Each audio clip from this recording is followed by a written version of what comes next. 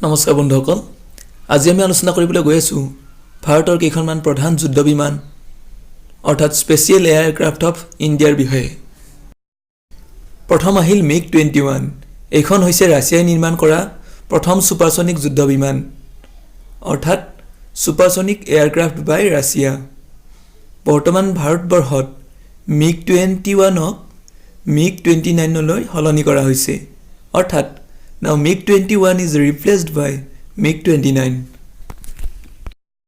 এইবাৰ আহিল তেজস যাক ইংলিছত HCL তেজস LCA বুলি কোৱা হয় এই তেজসখন হিন্দুস্তান এৰোনটিক্যাল লিমিটেডৰ দ্বাৰা নিৰ্মিত অৰ্থাৎ ম্যানুফ্যাকচাৰ্ড বাই হিন্দুস্তান এৰোনটিক্যাল লিমিটেড এইখন এখন লঘু যুদ্ধ বিমান it is a light combat aircraft যাক কোৱা হয় LCA বুলি আৰম্ভণিতে ইয়াক ফেলকন বিমান বুলি জনা গৈছিল Earlier, it was known as Falcon aircraft. 2003 অর্থাৎ 2003 অটল বিহারী বাজপেয়ী ইয়াক তেজস নাম দিয়ে Atal Bihari Vajpayee named it as Tejas in 2003 2001 চনত প্ৰথম উৰণ সম্পন্ন হয় first flew in 2001 এই তেজস বিমানখনক 2015 অৰ্থাৎ 2015 ত ভাৰতীয় বায়ুসেনাত অন্তৰ্ভুক্ত কৰা হয় aircraft Tejas included in Indian air force in 2015 এই বিমানখনে বায়ুৰ পৰা মাটি আকৌ বায়ুৰ পৰা সমুদ্ৰলৈ আক্ৰমণ চলাব পাৰে it can strikes from air to land and air to sea এইবাৰ আহিল সুখোই 30 MKI ইয়াক ৰুছ সৈন্য বিমান নিৰ্মাতা সুখোই আৰু ভাৰতৰ হিন্দুস্তান এৰোনটিক্স লিমিটেড লগ হৈ নিৰ্মাণ কৰিছে it was manufactured by Russian aircraft maker Sukhoi and Hindustan aeronautics limited ইয়াক 2002 অৰ্থাৎ 2002 চনত ভাৰতীয় বায়ুসেনাত অন্তৰ্ভুক্ত কৰা হৈছিল it was included in Indian air force in 2002 ইয়াৰ সৰ্বোচ্চ গতিবেগ অৰ্থাৎ maximum speed hoise 2120 km per hour অর্থাৎ প্রতি ঘন্টাত 2120 km ই maximum 38800 অর্থাৎ 38800 kg ওজন বহন কৰিব পাৰে অৰ্থাৎ it can carry maximum load 38800 kg এইবাৰ আহিল মিৰাজ 2000 1985 অৰ্থাৎ 1985 ত প্ৰথম ভাৰতীয় বায়ুসেনাত অন্তৰ্ভুক্ত কৰা হয় it was included in Indian air force in 1985 ইয়াক ভাৰতীয় বায়ুসেনাই বজ্ৰ নামকৰণ কৰে Indian air force named it as Vajra এইবাৰ আহিল স্পেচজেট জাগুৱাৰ ভাৰতীয় বায়ুসেনাই ইয়াৰ নাম ৰাখিছে Shamsher Indian air force named it as Shamsher প্ৰাথমিক গ্ৰাউণ্ড এটাকৰ বাবে ইয়াক ভাৰতীয় বায়ুসেনাই ব্যৱহাৰ কৰে Indian air force use it for primary ground attack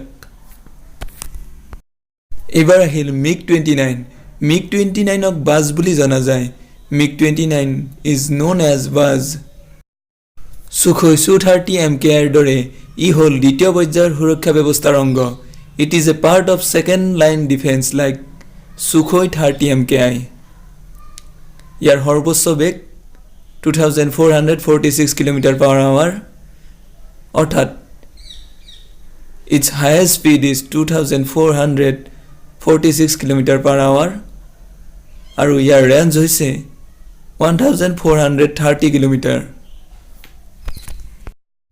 এইবাৰ আহিল মিগ 27 ভাৰতীয় বায়ুসেনাই ইয়াক বাহাদুৰ নামকৰণ কৰিছে Indian Air Force named it as Bahadur. ইয়াৰ সৰ্বাধিক বেগ হৈছে 1885 km per hour আৰু ইয়াৰ ৰেঞ্জ হৈছে 2500 km 27 ডিসেম্বৰ 2019 ত অন্তিমবাৰলৈ ভাৰতীয় বায়ুসেনাই ইয়াক উৰুৱাই It took its last flight in 27th December 2019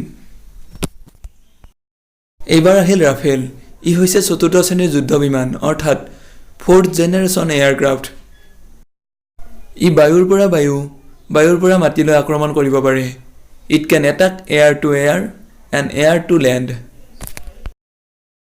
year maximum speed 2223 km/h আৰু ইয়াৰ range হৈছে 3700 km. এইবাৰ আহিল ৰুস্তম। ইয়াৰ নিৰ্মাতা হ'ল DRDO, Defense Research and Development Organization, and HAL অৰ্থাৎ Hindustan Aeronautics Limited. It is manufactured by DRDO and HAL. ই স্থলসেনা, বায়ুসেনা আৰু নৌসেনাৰ বাবে ব্যৱহাৰৰ উপযোগী। It is usable for Indian Army, Indian Navy and Indian Air Force. ইয়াৰ সৰ্বোচ্চ বেগ অৰ্থাৎ maximum speed হৈছে 225 km/h. ইয়াৰ তিনিটা সংস্কৰণ আছে। It has 3 edition আৰু সেইকেইটা হ'ল ৰুস্তম 1, ৰুস্তম H and ৰুস্তম 2. ই হ'ল মানৱবিহীন অৰ্থাৎ it is manless. ৰুস্তম 1ৰ প্ৰথম পৰীক্ষণ হয় 2009ৰ নৱেম্বৰ মাহত। First experimental flight of Rustam 1 was done in 16 November 2009. Rustam 2ৰ প্ৰথম পৰীক্ষণ হয় 2016ৰ 16 নৱেম্বৰত। First experimental flight of Rustam 2 was done in 16 November 2016. 2018ৰ ফেব্ৰুৱাৰীত পুনৰ DRDOই Rustam 2ৰ সফল পৰীক্ষণ কৰে।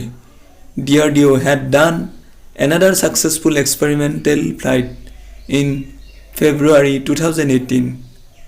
Rustam 2ৰ পৰৱৰ্তী নাম Tapas BH-201. Next name of Rustam 2 is Tapas BH-201. Rustam হ'ল MALE মেল প্ৰকাৰৰ যুদ্ধ বিমান আৰু মেলৰ সম্পূৰ্ণ নামটো হৈছে medium altitude long endurance. It is a male type war vehicle. Rustam 2ৰ সৰ্বোচ্চ বেগ হৈছে অৰ্থাৎ maximum speed হ'ল 225 km/h. Rustam 2এ সৰ্বোচ্চ 3500 ফুট উচ্চতাত উৰিব পাৰে অৰ্থাৎ Rustam 2 can fly in maximum 3500 feet above earth surface.